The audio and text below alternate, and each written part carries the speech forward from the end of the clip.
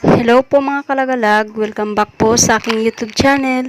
So ngayon, ang video po na gagawin ay mag-unbox lang po muna tayo dahil hindi po tayo makapaglagalag.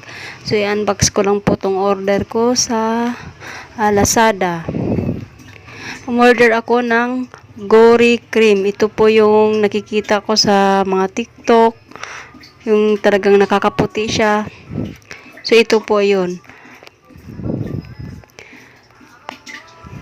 Umorder na po ako kasi sila ngayon naka-sale. So umorder na po ako ng tig-2 cream at saka yung sabon kasi mura na.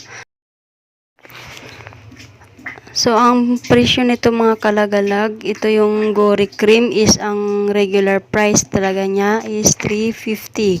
Pero ngayon naka-sale, nakuha ko siya ng 100 plus, di ko matandaan, basta ganun. Tsaka yung sabon naman, ang price talaga niya is 120. Nakuha ko na lang siya ng 89. So, malaking tipid na rin. So, ito yung dalawang sabon, tsaka yung cream, ay nabayaran ko lang siya ng 489. Kasama na po yung shipping fee. So, medyo mura na po. Kaya, medyo dinamihan ko na yung order ko. Kasi, mabilis na po maubos. So, ayan, effective talaga siya. Ang nag-recommend din sa akin is yung kapatid ko. So, siya ang nagsasabi nito na try mo gamitin kasi sa kanya effective.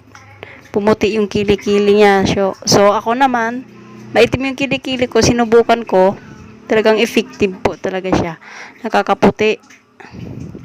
Hindi naman siya mahapdi gamitin. Medyo maano lang siya, pawisin. At saka mainit.